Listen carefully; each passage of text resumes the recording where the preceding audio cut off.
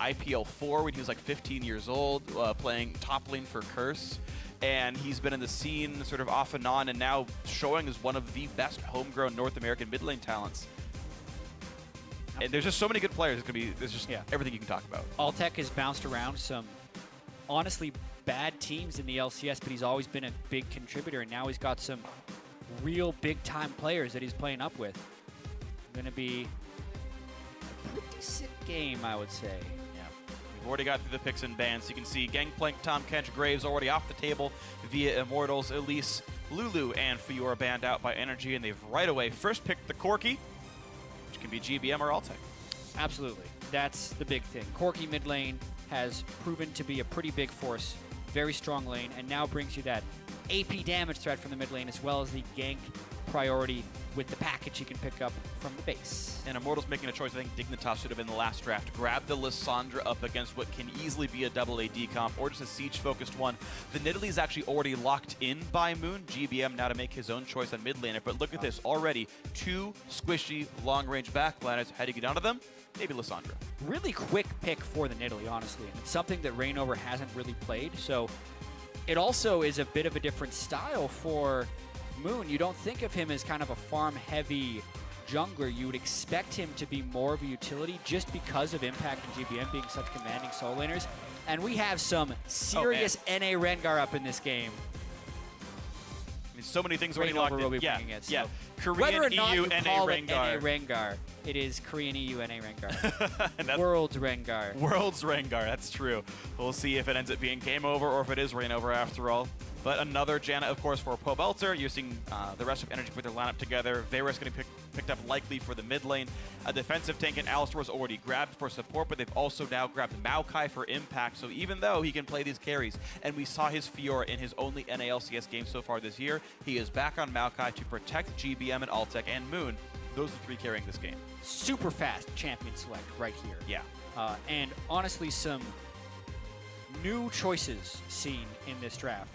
For the side of NRG, this is incredibly similar to Cloud9's composition yesterday that got run over by Team Impulse, because they have 2 strong tanks and then 3 poking champions. So they have a tank line and then squishies.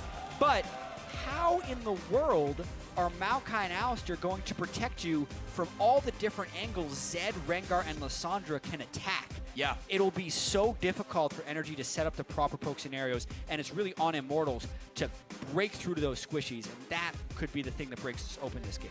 And here we go, the first NAZ of the year. Pobelter brings out the assassin in the mid lane, and what better time to try to elude some tanks and get into that squishy backline. Adrian, 4 for 4 now on playing Janna. It seems like if you let him pick it, he will, regardless of the comp, regardless of what's going on. He is going to play this champion and buff up the AD assassins and keep WildTurtle alive. Well, he's hit 15 assists and 0 deaths in 2 of his games, and the only time he couldn't get 15 assists is because the game was over in 18 minutes. So I'd say so far so good. Don't fix it if it's not broken. Immortals, though, this is the squishiest team they have put together.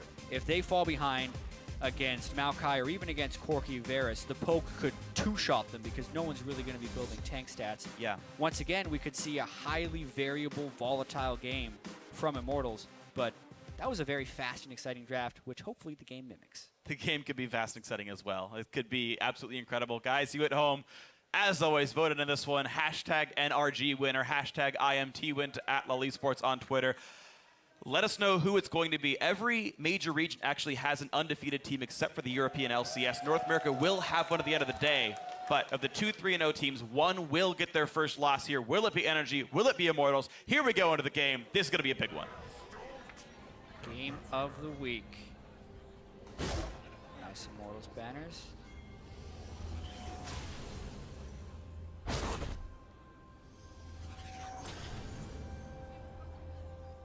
You can already see them running out of the base in a pretty defensive formation. They're just trying to get the wards out. Welcome to Summoner's Rift. So no early invades to be seen so far.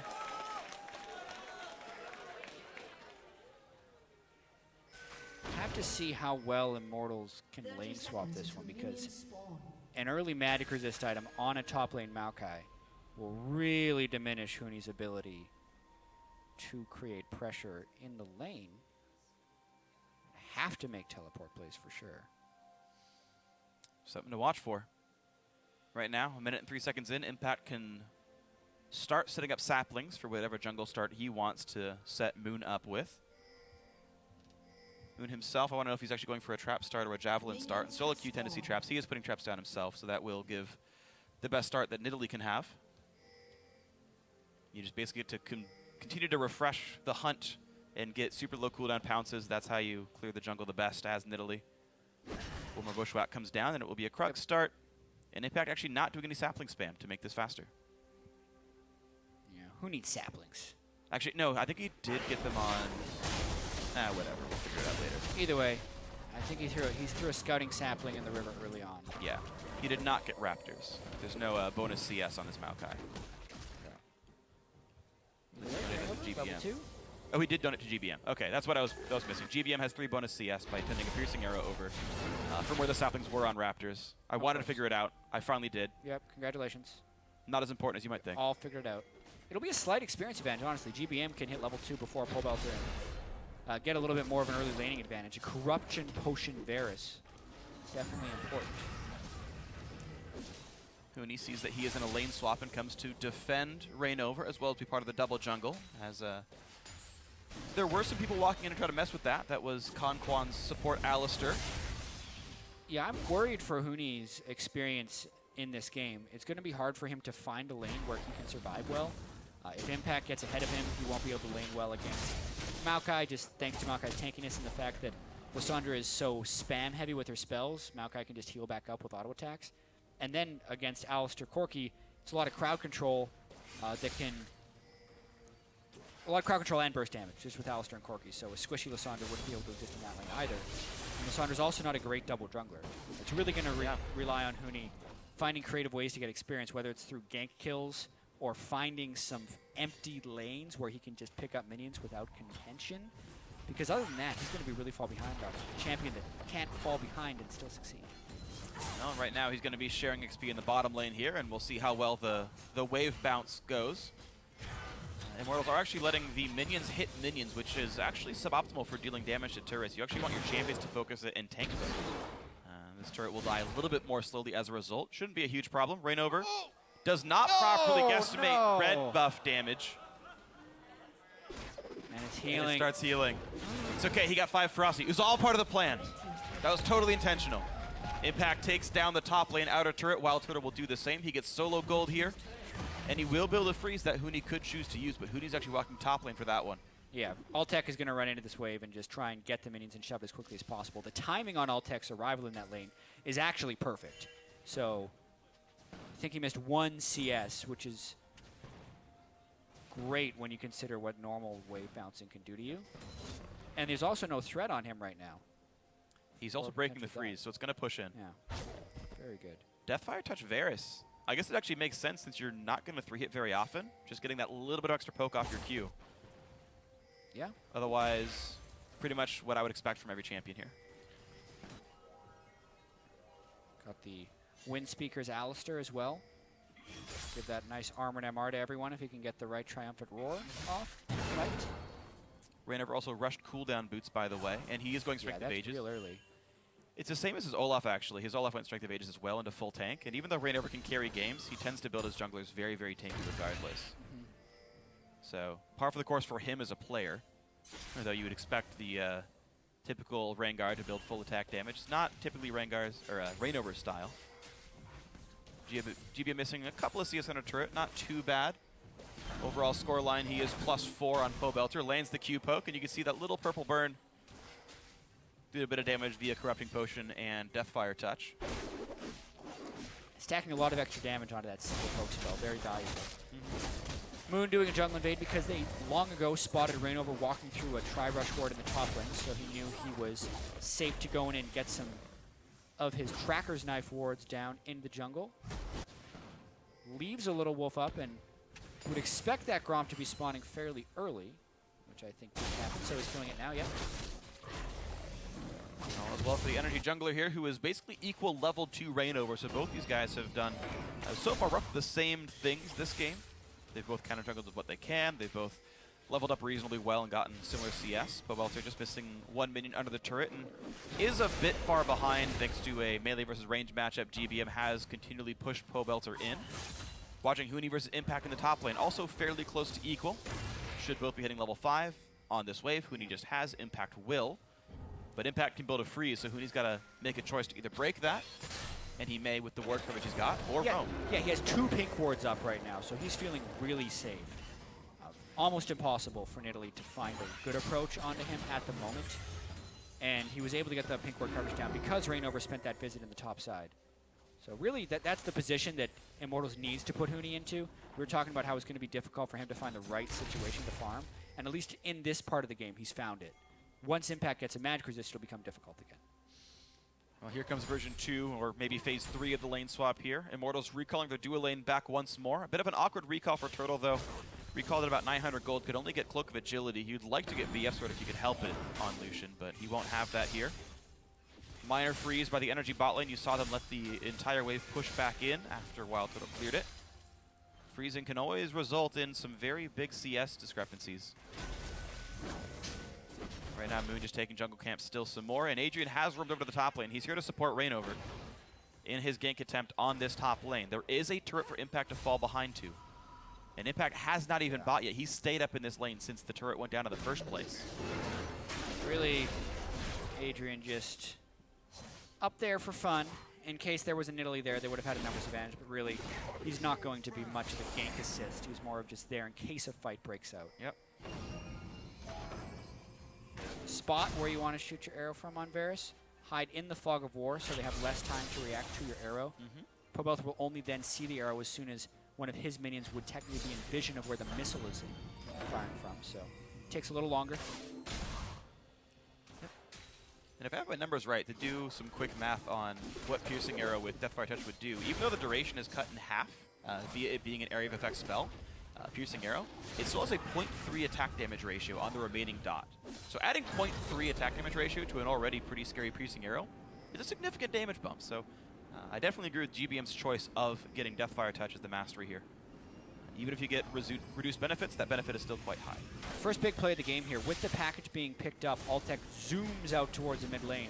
And knowing they already chunked Pobelter a little bit, they're trying to get this push down while the wave clear of Immortals isn't there. But Immortals, this is their chance to get onto the squishy targets. And Huni goes right in, takes a bunch of damage, saves the ult for just now. And here goes the team. Altec is going to be first blood in this game. But in the back line, Pobelter dies as well, but still sniped down by WildTurtle's culling. A 2-for-1 to Immortals, and they are staying in the mid lane. That's actually an exact preview of what's to come in this game because NRG wants to set up wave clear, poke sieges, and Immortals can't let that happen because they don't have healing and they're all squishy. So the instant NRG sets up a siege, Immortals has to fight them unless they concede a turret. Because once a poke team starts poking you, there is no stopping it. So that lack of hesitation is actually required from Immortals every time NRG groups. Speaking of lack of hesitation, Impact going right in on WildTurtle, who's forced to flash away. The follow-up would have been much too scary for him to deal with.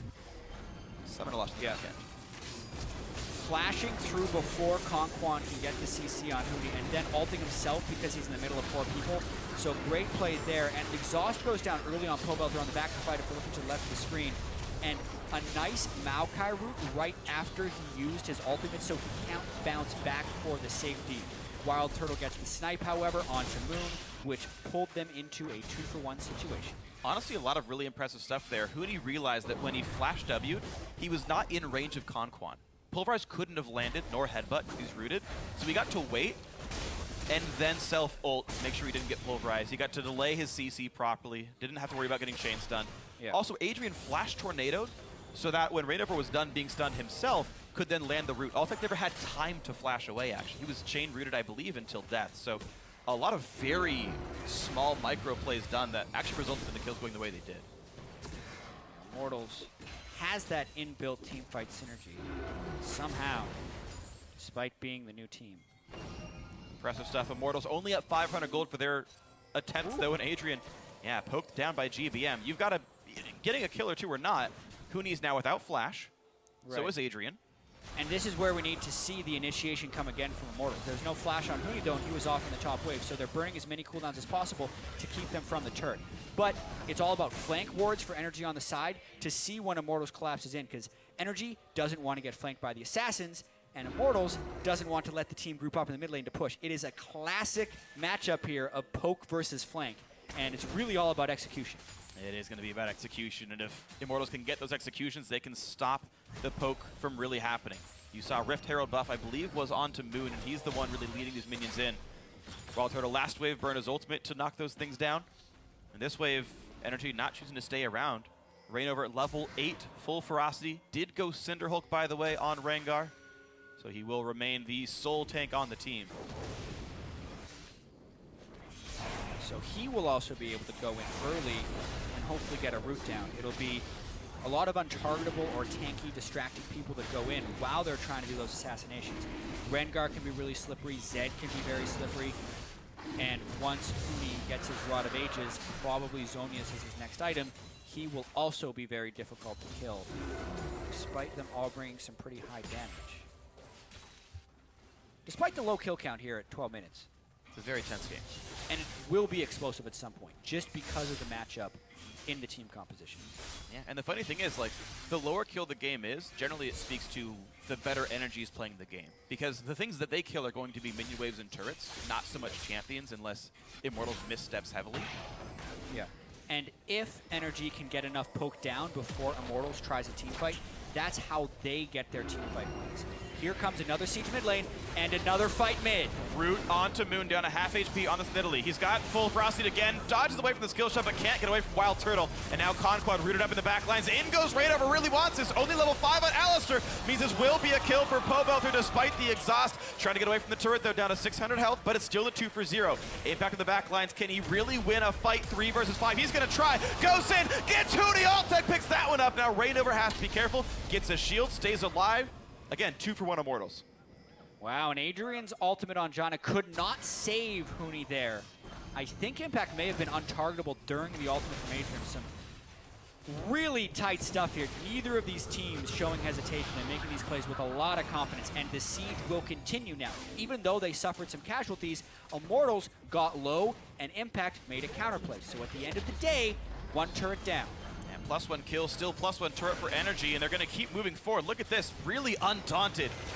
Mid lane tier 2, chunk below. WildTurtle half HP, and Adrian is out of mana.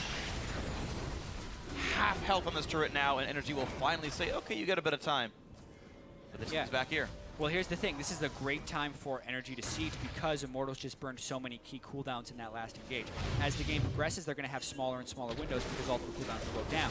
Here, though, ReignOver got the nice route onto Moon. That's one of the big reasons I think he picked the Rengar, because he can lock down the Nidalee very easily when he jumps in or in split push situations. He tanked the turret for a little bit. Pobelter then trades to tank the turret for a little bit. And I really want to see this Maokai going in because Adrian attempts to peel him, but isn't capable. No, he just locks him down right away. Then the ult comes out, but the heal is not enough to keep him alive. Altec already there to put the damage down, and of course, first Corki with Trinity Force, plenty bursty. Down he goes. So, gold almost equal, 400 difference here. Impact gonna get a big wave in the top lane though, and actually has gone, I haven't seen this item in a long time, but Righteous Glory on Maokai. Flash from the pass in a little bit.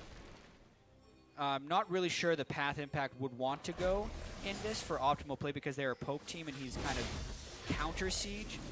But in this case, if they do get poked down, Impact wants to be able to go in and finish, which is what the Righteous Glory would be for, a chase in after a fight. Yeah. I think it also does allow them to present more threat. This team is somewhat low engage, and if he can Righteous Glory into a targeted route, all the poke lands, that person dies. Because they're all whoever Maokai roots is probably dead. There's a little bit of an offensive edge, I think, is my guess in what this is for. I think you're right, and it's also one of the tankiest things you can build on Maokai early. Rod of Ages, while providing more damage, is just not as tanky as the Righteous Glory, even though Righteous Glory has undergone some pretty big nerfs. Quite a few number of them. Well, Pobelter is on the split push train, but he's up against Impact, so good luck killing him. He's got a bunch of health as well as this Ninja Tabi here. Rod of Ages now stacking up for Huni. And Altec, of course, going for the standard Trinity Force build himself. fan vote is heavily in the way of Immortals, and you know, based on the games you saw from them, you would expect so, but we really have only seen one game up till now of the full NRG lineup. And it was Impact nearly solo carrying against Renegades. Now Immortals looking for the next objective here. They have gotten the first Dragon, and they got that about 5 minutes ago. And now they're looking for the Rift Herald. Not a problem for them. Easy take. WildTurtle getting the damage and move speed here. He's already 3-1. Will be getting the Janna shield in team fight, so WildTurtle looking to do a bunch of damage. Nice happen by Impact. He's going to TP to get away. ReignOver will not get the root in time. Impact with that one sapling gets himself to not die, but it will mean an outer turret going down. However, the rest of NRG is ready to push. Altec's alone in the bottom lane. Well, it also means Impact can't teleport flank if NRG's winning a team fight. True. Because that's typically when he'd want to teleport in to pick off stragglers. It is still a turret trade, though. Main win or loss there was the Summoner Spell burnt by Impact. And Immortals' ultimates are back up for this next siege that NRG wants to pull off. No Rengar ultimate, but they do have LIssandra ultimate. And there it goes! Huni nearly gets chain stunned to death, but will get a self-ult to stay alive. WildTurtle tanks and exhaust, but still looks for a bit of poke. NRG flailing back. Pobelter, though, does not go in for the hard engage. Plenty of damage dealt. Huni, though, too low to fight. Yeah, not as clean as the prior Immortals engages. Huni gets played by KonKwon there and nearly bursted out. Thanks to his Rod of Ages, he lived just long enough to ult himself and still make an escape. But that does mean a successful disengage and another successful turret for the siege composition of NRG. Right, I mean, all the NRG siege is really ultimate not required here. The tanks, it doesn't really matter how tanky they are as long as the poke comes through, and those are all basic abilities primarily. But Immortals lost 4 ultimates within the last couple of fights there. ReignOver going top lane and the rest of the team in the mid. So, well, there goes the engage tools. NRG really unafraid of the fact that they took some hits and they knew they could keep going. Gold lead to NRG playing the siege comp.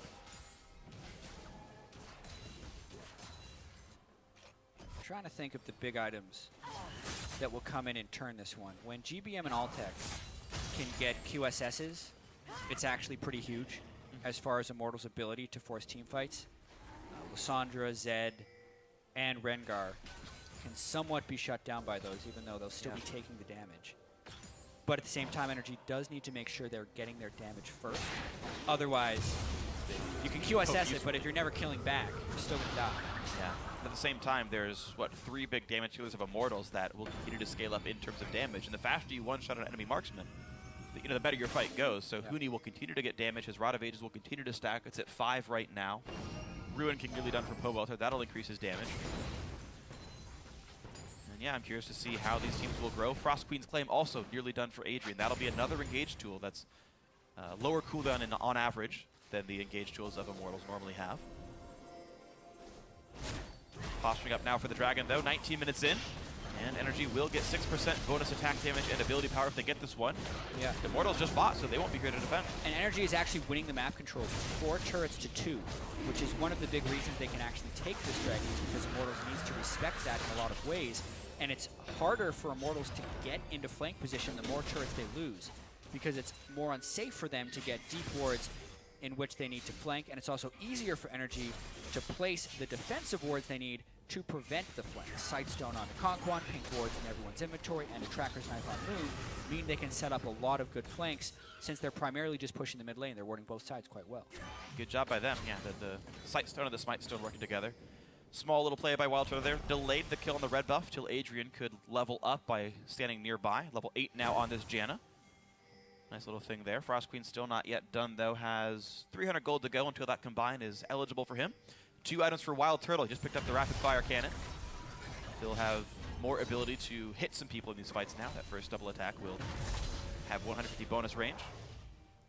Pobelter does not stay in the top lane fight and still has room to go before that Blade of the Ruin King is done. Only got the recurve bow here. Couple hundred more gold for him as well. Moon is actually starting to take away the Immortals jungle camps, and you're going to see the gold lead continue to grow. There it is. And there's the root right away into Altec, and in comes Pobelter as well. And there's the flash away. Altec will stay alive, and the poke now comes in, but Impact is left alone. That should be a kill picked up. Plenty of poke from Altec, though the backline is low from Immortals, but Moon gets caught out by ReignOver and Huni, and a double kill yet again for WildTurtle. No hesitation and everyone willing to pile on. It's what you have to do in this situation. Impact tried to flash to peel Altec, and they put everything into saving Altec. That Impact ended up falling as well, and then since Huni collapsed to the fight a little bit later, he was then able to add the lockdown onto Moon, who's not going to be able to build a QSS anytime soon. And when we see this one more time, he actually flashed to get the even faster surprise on Altec, but with both summoner spells, he's still able to get out clean. And then Impact was so far ahead, and since he'd already flashed to help peel, he had no flash for the secondary escape. At this point, Moon was too far forward because they should have left Impact to die, and he should have been back with the rest of the team, but he was still caught in team fight mode. Yeah. When really, when you're playing a poke comp and you get jumped on, it is full disengage mode. There is no team fighting involved if you haven't landed your pre-fight poke, and that's why Immortals comes out with 2 kills. Unfortunate choice by Moon to give up that second kill, as you mentioned, was too far forward. Thought he could keep dealing damage while Impact was tanking, but it was not to be.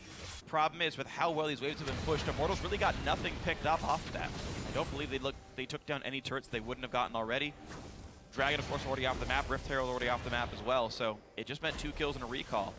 And it means that NRG are, in fact, still ahead in this game.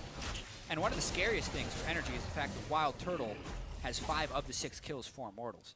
And he's going to already be buffed up by the Janna. Whenever one person can get so many more kills, the gold actually, in my opinion, becomes a little bit more valuable if the other team doesn't have an assassination threat. Yeah. So NRG doesn't have an assassination threat for WildTurtle. And AD carry damage items aren't additive in how they increase damage, it's multiplicative in how you increase damage. So 3,000 gold on WildTurtle gives more overall damage than 1,000 gold on 3 different people. Yep. Because of the multiplying nature of stats. When WildTurtle hits 5 or 6 items, he is going to be able to kill absolutely everyone, and he's accelerated towards that path. That's the scary thing for NRG. They've got to be real careful about who takes the damage and how long they are in combat for. WildTurtle right now on wave clear duty. This turret not taking much damage. Altec, look at that.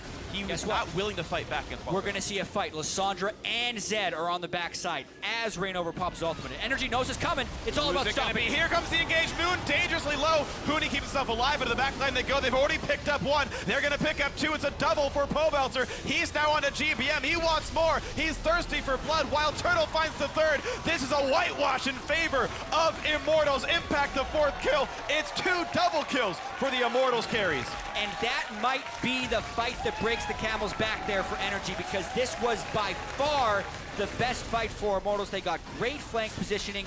Even though NRG tried to ward their sides, there was just such a big path that Immortals could follow through the backside. Both assassins got primary position. It absolutely collapsed the peel of NRG, and they just did not have nearly enough tools to disengage here. Huni, as the pink ward has seen, NRG knows they have to run away, so what do? Do you group up against the assassins? Well, no, it's LIssandra. He'll hit everyone. At this point, Huni does hit everyone. ReignOver jumps in the backside. They've tried to burn peel on that, which means Pobelter has free reign. Really, once the flank had happened, NRG was done for, and we see it here in this fight. So great by Huni as well. Oh man, another one goes down. Goodbye to KonKwon. The ulti was still down from the last fight, and this means finally Immortals can knock down their 3rd turret kill of the game. They got the Baron, they came back, they found more things to do. Yeah. And they are finally up 5,000 gold as a result of 1 team fight. NRG just does not have enough peel to stop all the flank assassinations from Immortals.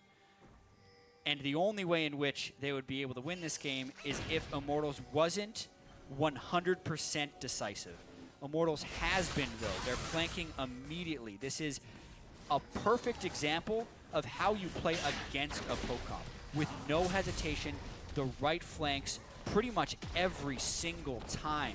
And it's very impressive to watch. This is why Immortals is 3-0, and this is why many people are calling them the best team in North America. It might soon be 4-0. Their game's going well for them right now. 4 turrets to 4 now. They've tied up that score line. Dragons up in 5 seconds. That should be an easy win to pick up as well. But as the Baron slowly times out, and it's in fact going to be gone in a minute and a half. They've got some time still with it. But when it does go back, they're going to have a difficult time once again pushing, because there are some good wave clear tools from NRG. And their engage is strong, but they still only have 1 pseudo tank in ReignOver. NRG may have some time to lick their wounds and find another attempt. We'll see if that happens in the near future. Yeah, and the question will be just how quickly can they burst people down now that the QSSs are completed. Dragon hasn't even been fully prioritized for Immortals, so it's not like they can stack the 5 dragons very quickly. But they do have that 7,000 gold lead. And the important thing to note is every time NRG moves out now, they just don't have the time to set up flank wards. And not that the flank wards have saved them up until this point. Sure. It's even less likely to be able to set up a successful siege now that they've fallen behind. A lot of poke. WildTurtle happy to play aggressively. He can burn QSS in case he's ever afraid of the Varus and just chunk people down. Mid lane tier 2 goes down largely from WildTurtle's aggression. He zones 2 out by himself. Now Huni in on an impact. This is the one tank on NRG and nearly gets soloed by the Immortals top laner. But it does burn 2 ultimates, which will probably buy NRG some time. Huni and ReignOver. Jeez.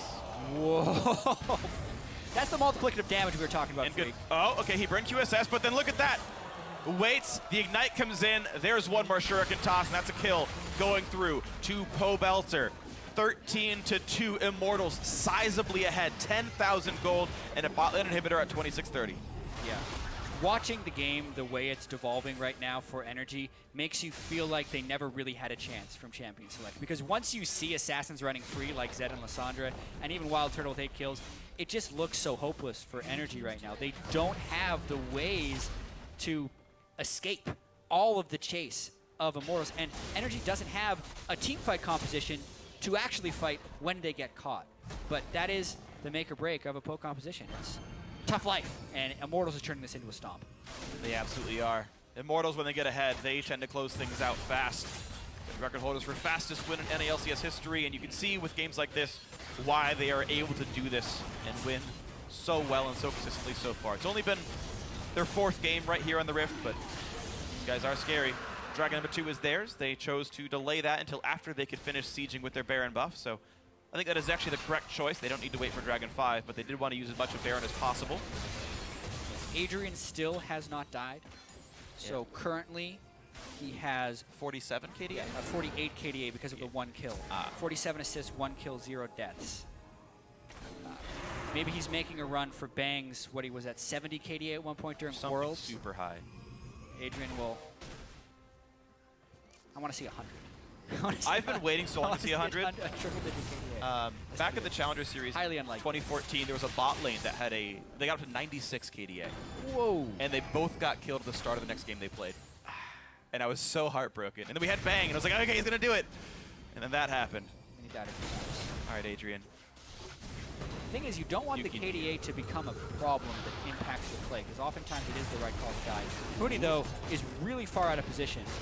That will be him trying to run, but hello, special delivery by Altec. Yeah, that'll be Impact getting the kill, so 1 for him. GBM in the back lines, not in a good spot, does QSS away the death mark and will stay alive thanks to Moon's heal. And Immortals managed to bleed away a kill and not get much for it right now. Yep, that is a Huni mistake right there. They do lose 1 Nexus turret, and this buys some time for Immortals to push up, but they do have to be cautious. No death mark, no LIssandra ultimate, and no LIssandra. KonKwon comes in, WildTurtle trying to stay alive, but he still got hit by the ulti of GBM. Now Adrian's rooted, but ReignOver is there to keep them all alive, and no major casualties, but here comes Impact into the back line. Once again, finds the route onto WildTurtle. This overstay could punish NRG. Impact is tanky. He finds another route, but Pobelter is still alive. Impact, though, is going to live as well, and that's a big stun. Here comes the follow-up. Now, do NRG have it? WildTurtle's low, shut down by Moon. Here comes the chase. Another route for Impact, and another kill for NRG. They're finally getting back in, but here comes Huni. Cancels the teleport. That was smart, but it's a 2-for-0 for NRG. There becomes a time where you do need to show restraint, and that was it for Huni in canceling that teleport. Really, though, that all started with Huni dying at the very beginning, and KonKwon landed some massive headbutt pulverizes throughout that fight, and that's why Impact has the Righteous Glory and the teleport. He gets back onto WildTurtle. Turtle doesn't have ultimate while he's trying to peel here, but it actually looked like Immortals was still going to be able to turn this fight due to the immense amount of damage from WildTurtle until KonKwon uses ReignOver as a headbutt target and lands the edge of his pulverize onto WildTurtle. That prompts a full escape from Immortals, and Adrian was immortal up until that flash where he really doesn't cover much distance, and Impact kills him right away. If he flashes over the wall, he remains unkilled. Luckily, with the way KDA is calculated, he still has that 47 KDA. Yep. We get one more death. Still a chance. We're no longer dividing by 0, so at least it's a defined KDA of 38. But yeah. 48, whatever. I can't do math anymore. It's fine. We're going to move on. I've lost my entire skills as a caster. The more 30 minutes important question, though, is whether NRG can get that type of pre-fight poke before a fight happens. That time it was a 4v5. We see they can win the 4v5s, but you're not going to get those very frequently. There are some inherent difficulties with assassin-based teams actually cracking open the base. Yeah. And with one inhibitor already down and an Nexus turret, that's probably already solved for Immortals. But that failure there is a display of the difficulties that can arise when you're trying to end the game with a team like Immortals.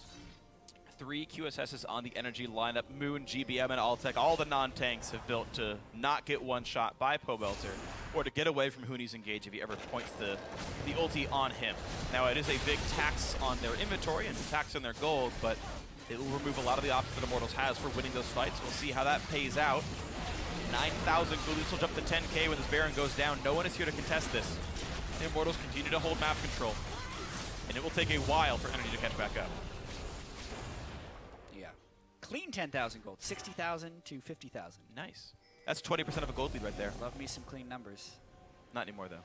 Depends on which side you're looking at, the 20%. A 20% lead? This is a 16% deficit. Yeah, because if you double, it's 100K and 100K.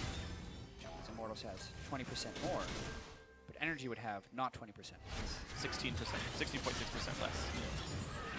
You know, they told us we couldn't do math on stream. Yeah. We showed them. Yeah, look how exciting this is, guys. Don't you want more of this? Ah. All right, math.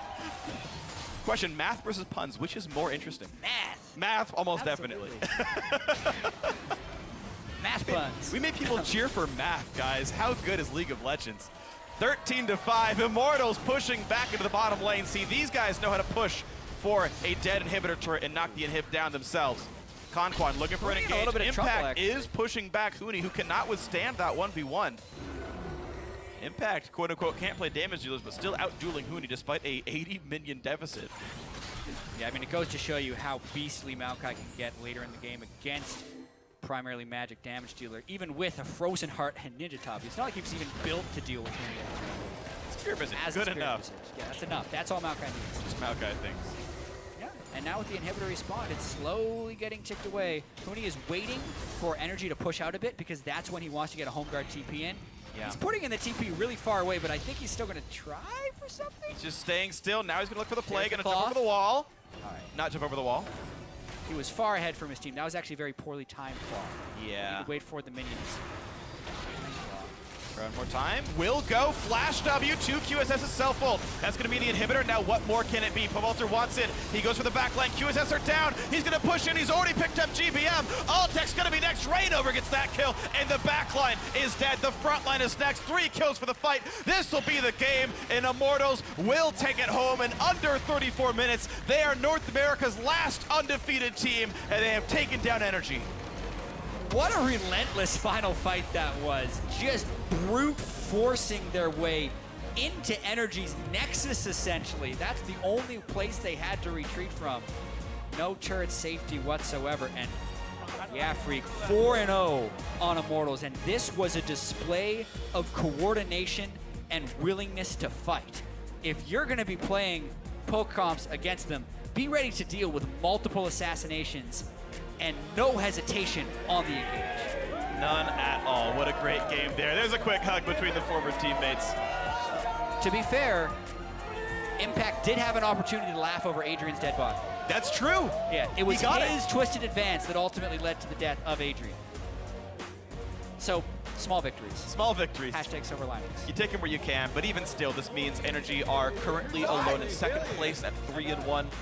CLG can tie that in our next game. The only other team that sits at only one deficit or one loss right now. Yep. Which means Immortals have at least a 1-game lead over second place and at least a 2-game lead over fourth place here. So already pulling away from the pack. I mean, seriously, this early on, but Immortals are somewhat pulling away. Energy no slouches themselves. We will see them next week with their full lineup once again. We'll see just how the how far the Energy hype train can run as well. But GBM. I mean, looks solid. He was, least deaths on his team. Doing what he could on that Varus. But yeah, when a poke comp crumbles, this is kind of crumbles hard. When it crumbles hard. But the first 20 minutes was very, very even. It's like a team comp built on stilts. Yeah. It's like sometimes you can look really tall and menacing, then you realize he's on stilts and Yeah. he can't move very fast. Cut the stilts off, full guy falls over. That is a poke comp for you. Yeah. And eventually the termites got to it. The stilts fell over and it all came toppling down. Humpty Dumpty got cracked, all that fun stuff. But yeah, so